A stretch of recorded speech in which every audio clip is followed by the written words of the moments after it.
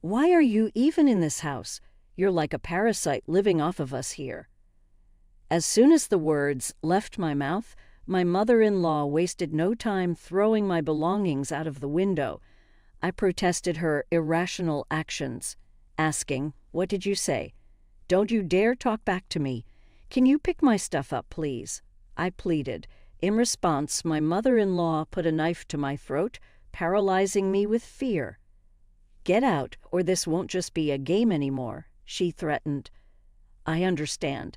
If that's the case, I'll leave immediately," I replied. She gave me a week to vacate the premises, and I showed respect, though I couldn't suppress a hidden amusement beneath my straight face.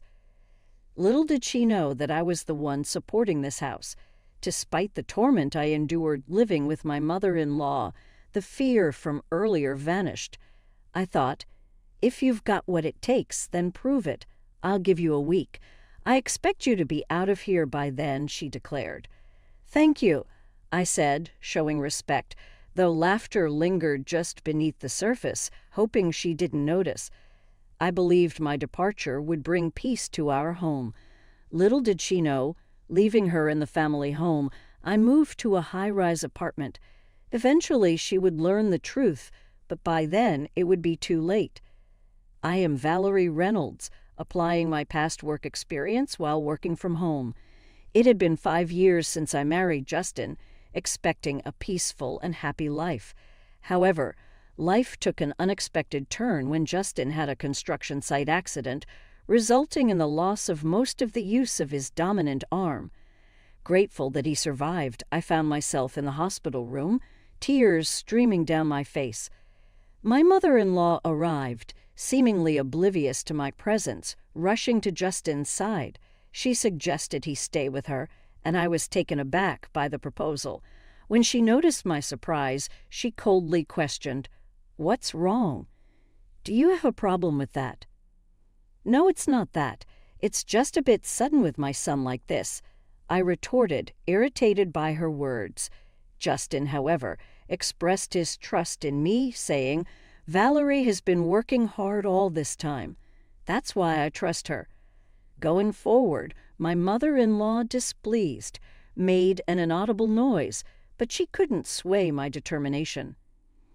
"Well, anyway, come to the house as soon as you're discharged from the hospital. Of course, you're invited, Valerie. That goes without saying." I could predict what would happen if everything were left up to my mother-in-law. "By the way, Valerie, I'm leaving all the moving arrangements to you." "Everything? That's a bit much," my husband chimed in. "It's too much for one person to handle alone. Mom, please help her out." I hoped he would insist more strongly, but it seemed my mother-in-law had no intention of helping and ignored my husband's words. "I have my own things to do, you know," she smirked at me, unnoticed by my husband. It felt ominous, and so began our life living with my mother-in-law. A month later, my husband was discharged from the hospital, and I was busy with the move, leaving the task of picking him up to my mother-in-law. She came to me and said, "Aren't you done yet? I told you today was Justin's discharge day, and yet you didn't even come to pick him up." "But that's because, you see, Justin," I started, but my husband interrupted. "Just like I said, right? This person only thinks about herself." My mother-in-law's intention was clear. She was trying to make me look bad in front of my husband. I decided not to take her obvious bait. Looking at my husband, he had a warm and understanding look in his eyes. "Come on, Mom, stop this. It's unsightly. I'm doing this for your sake," he said. "Well, no one asked you to wait," my mother-in-law retorted. The sight of her running after my husband was comically pathetic. When she noticed, she glared at me with an evil expression, but her glare meant nothing to me.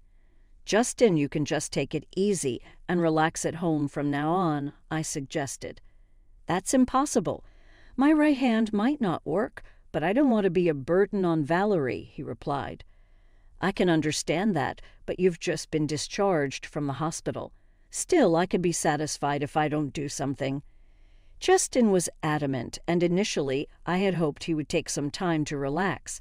However, seeing his determination, I decided to respect his wishes. Doing everything at once might be too much, so how about starting with some light cleaning? It could be good for rehabilitation. That's a good idea. I don't know if this hand will ever fully recover, but it's better than doing nothing, he agreed.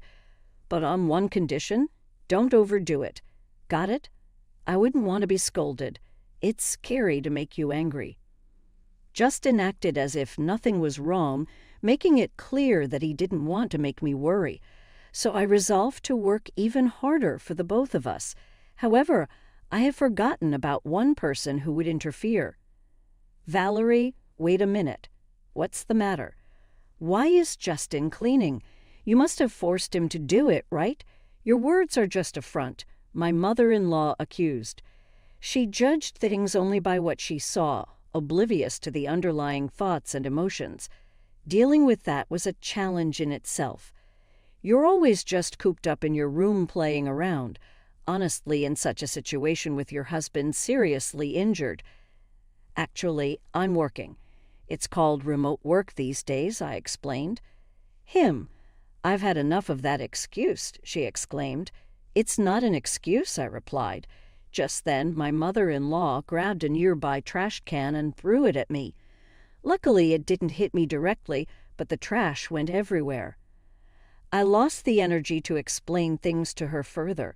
It was clear from the start that she had no intention of listening. This trash is disgusting. Clean it up yourself, she said as I sighed and started picking it up. Justin approached me and asked, "Hey, what happened?" "Oh, this is just a small incident," I replied with a forced smile. But Justin seemed to have realized something. He usually appears calm, but sometimes he's surprisingly perceptive. "Did Mom do something?" Are you hiding something? Can you be honest with me?" Justin was looking at me with a serious expression.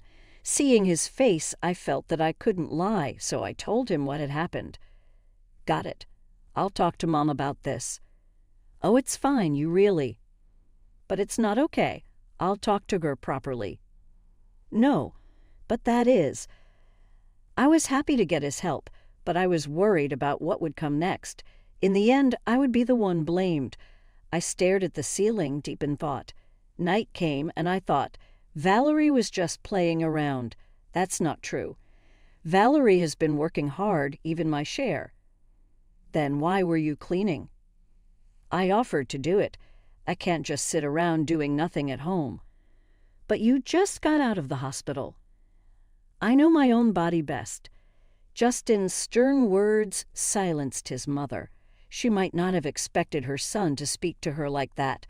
But if she really does think that she's above such things, she's just arrogant. I hoped that this would calm her down a bit. That day, Justin went out for rehabilitation, leaving me alone with my mother-in-law. As I was working in my room as usual, she showed up. "Can we talk?" "Sorry, can you wait just a bit? About 15 more minutes." "No, I can't wait right now." "All right, I'm coming." I hurried along and went to the living room where an unknown woman was waiting for us. "Excuse me, who is this?" "Have a seat first. We'll talk after that." I had no choice but to follow my mother-in-law, but I couldn't grasp the situation. As I was trying to figure it out, the woman started speaking. "So this is the one you were talking about, the wife who just plays around without working." "Yes, it's true." My mother-in-law laughed eerily. "So you realize that you're an unnecessary presence in this house. What are you talking about?" Looking around, I saw them sighing. I didn't understand. Suddenly confronted by a stranger and put down as the target of blame, if I could, I would have left that place in an instant. Don't you understand? Unnecessary people are not needed here. What do you mean? Everyone answers that way. More perplexing questions followed. They kept insisting on how incompetent I was. Enduring such accusations could mentally exhaust anyone. Isn't it time you realize your place? Shouldn't I be asking you, how dare a daughter-in-law toy with her mother-in-law, spending time on such unproductive things? Isn't it a waste of time? What nerve of a daughter-in-law, really? Now I felt like I was reaching my limit. I didn't know what my mother-in-law would do if she got angrier. That's when I came up with an idea. Oh, isn't it about time that Justin comes back from rehab? Is it that time already? Just then, the unknown woman left quickly. I'll come again soon, okay. I'll be waiting for you. Let's talk again. My mother-in-law and her friend were fooled. In reality, Justin wouldn't be home for another hour. It was just getting good. Speaking of which, who was that woman? I finally asked a question that had been on my mind. That's Susan, a close friend of mine. She wanted to meet you after hearing about you. It wasn't hard to guess how my mother-in-law had introduced me, probably as a useless wife who does nothing but play around. I pitied my mother-in-law for doing nothing else but that. So that's the case. Well, Justin will be back a bit later. I'm going back to work now. As I was about to return to my room, she said, Wait, what do you mean? Just as I said, he's not coming back yet. You lied. You didn't realize. Why you act like this? I decided to use this opportunity to speak my mind. Any further interference from my mother-in-law would just be a nuisance. Actually, you were the one who started things, right? You called your friend because you can't do anything alone. That's not true. I can handle you fine by myself. Then why don't you try to see if you really can? I deliberately provoked my mother-in-law, thinking this would prompt her to take some action. As expected, she reacted. If you want to apologize, now is the time. I have no such intention. At that, my mother-in-law exploded in anger, grabbing a nearby vase and throwing it at me, similar to how she had previously thrown the trash can. I had anticipated it and easily dodged, even showing a provocative smile. Hello, I'm home. Just then, Justin came back. My mother-in-law was visibly shaken. Why are you home already? It's not time yet. Oh, sorry, I lied earlier. I was actually on my way back. Why would you do that? Isn't it obvious? I said, pointing to the shattered vase. I couldn't help but find the situation amusing. Hey, what's this? What happened? Your mom threw it at me. What do you mean? You know, a lady just came over claiming to be your mom's friend. I told Justin everything that happened. He showed a mix of being surprised and angry. Is that true, Mom? Well, so it's true then. Why would you do that? Justin scolded her. Watching my mother-in-law being scolded, I felt a sense of retribution for all the hardships I had endured. Well, I have something to do, so okay. Wait. I ignored my mother-in-law's words and returned to my room, thinking this would end her bullying. I truly believed it. After that, calm days continued for a while. But having stayed up all night, I had dozed off past noon. Sorry to wake you, but can you come here for a moment? Okay, sure. Justin seemed unusually serious. My mother-in-law was there in the living room. What's going on? Look at this. I looked at the table to find a disassembled plastic model scattered about. It was one of Justin's hobbies, and he had treasured it. When I came home, it was like this. Do you know anything? No, I have no clue. I couldn't think of any reason for it. This plastic model was in my father-in-law's room before, but of course I hadn't been in that room today, nor had entered it recently. Someone must have broken it for it to be like this. My eyes naturally turned towards my mother-in-law. She was the only suspect. My mother-in-law had a strange, eerie smile on her face, like she was possessed. I understood the situation. Even if someone broke it, I was out. I met Justin on my way back from Susan's place. Remember? Yes, but... And then I found this in the room. My mother-in-law was holding a shiny object. Is that an earring? I instinctively checked my own ears. My left earring was missing. I was certain of my suspicions. It was clear revenge on me for last time. This is yours, isn't it, Mallory? and it looks like only the left one is missing. I took a deep breath. Showing anger now would mean that I would be playing into her hands. Indeed, it's mine, but isn't it premature to conclude that I broke it? Making excuses is so unbecoming. We have evidence still. Anyway, it's broken. Wait a minute. Justin left the room. At that moment, my mother-in-law's gaze was fixed on me. The situation made me feel like Justin saw me as a criminal, and I just stood there, stunned. It's a shame. This would have been the end of you if you did it. You set a trap, didn't you? You'll find no evidence anywhere. If only you had followed my advice, this wouldn't have happened. If I explain things to him properly, he'll understand. Will he? Her words became reality. No matter how much I insisted to Justin that it wasn't my fault, he wouldn't take me seriously. Wait, I haven't done anything wrong. Maybe. I get it. He immediately averted his gaze. Laughter echoed from behind us. See, I told you so. What does that matter? It's sad that you don't want to admit defeat. After that, I immersed myself in work. It was almost like escaping from reality. Conversations with Justin became less frequent, and about 2 weeks went by. During this time, my mother-in-law seemed quite pleased with herself. You seem down lately. Is there something troubling you? There's no need for you to worry. Please stop. It's too late for that. Acting tough is useless. On this day, my mother-in-law was in an especially good mood. My feeling of foreboding came true, eventually becoming reality. It happened while I was cleaning the room. Why are you even in this house? You're like a parasite living off of us here. What's gotten into you all of a sudden?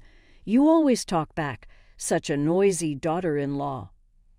After saying that, she threw my belongings out of the window. What are you doing? I protested her insane actions, questioning what had gotten into her. You're too noisy, always talking back. Can you pick my stuff up, please? I said, hoping for some reason to prevail. But as I said that, my mother-in-law put a knife to my throat. I was frozen in fear, unable to move. It's better if you stay still. A normal person wouldn't do this, I managed to utter. My mother-in-law was clearly deranged. If you don't leave now, next time it won't be just a joke. I understand. I'll leave, I said, realizing that staying would only drag me further into her madness. You have a week. Leave before then. Thank you. It was evident that staying would only worsen things in her madness. My mother-in-law didn't understand who truly supported this house. She lived comfortably and leisurely thanks to me, yet she really knew nothing. Pack up quickly, she ordered, and I obliged. A smile formed on my lips as I bowed my head, but I couldn't let her suspect anything. I quickly composed my face. This will bring peace back to our home. I'm so happy, she remarked, but her happiness was short-lived. I couldn't help but think about the true hell awaiting her. After my mother-in-law had gone to bed, I explained the situation to Justin. I see. So it has come to this. Actually, I have something to tell you, too, he said with a serious tone, surprising me. What? Yes, various things. We'll talk about it later. Okay. His serious tone made me raise my voice in surprise, but he assured me we'd discuss it later. 3 days after being told to leave the house by my mother-in-law, I found a new place. Now the promised week was almost up. Well, today's the day of the promise. You understand, right? I asked Justin. Yes, the movers are scheduled to arrive soon, he replied. But when I inquired about Justin's whereabouts, he seemed to have gone out since the morning. Well, never mind. The thought of not having to see your face any more is enough. I'm going out now. Make sure everything's clean, understood? I told my mother-in-law, smiling, though not genuinely. An hour later, the moving company arrived and loaded all my belongings. I contacted Justin. All packed up. Got it. Just make sure you get there safely, okay? See you later, he said, ending the call. I was excited to think about what would happen when my mother-in-law returned. Finally, the moment of completing the move arrived. "What have you done? Justin's belongings are nowhere to be found," my mother-in-law exclaimed. "Of course we moved out together." "No way. Do you want to check with him?" I got out my phone, sent it to speaker, and handed it to my mother-in-law, who still couldn't grasp the situation. Justin confirmed the plan, leaving my mother-in-law bewildered. This was my plan all along. "Mom," I admit. "Justin, what's happening?" "Tell me," she pleaded. "Actually, about the model kit incident, we know that you did it," Justin declared, putting an end to her denials. "There's no way Valerie would do such a thing," he added, defending me. "Why do you think that? Because it was a gift from Valerie, she wouldn't break it on purpose," Justin reasoned. My mother-in-law was at a loss for words, realizing that she had been supported by the very person she had mistreated. "Well then, you'll have to manage on your own from here on out," Justin concluded. "But I don't work if you two leave me. That's the choice you made," she said, coming to terms with the consequences of her actions. "Mom, it's no longer our business." "Well, it's time for each of us to do our best," Justin remarked, ending the conversation. We felt relieved. We had hoped for a good relationship at first, but quickly gave up. Now my mother-in-law chose her own fate. "But why did you keep it a secret about that? What about Mom?" "It's like they say, deceive your allies to deceive your enemy," Justin explained. "You can't mean enemy," I said in disbelief. We looked at each other and burst out laughing. Finally, we could have a peaceful life together. About a month later, Justin expressed some doubts. "You seem down lately. Is there something troubling you?" "There's no need for you to worry. Please stop." "It's too late for that. Acting tough is useless," I assured him. On this day, my mother-in-law was in an especially good mood. My feeling of foreboding came true, eventually becoming reality.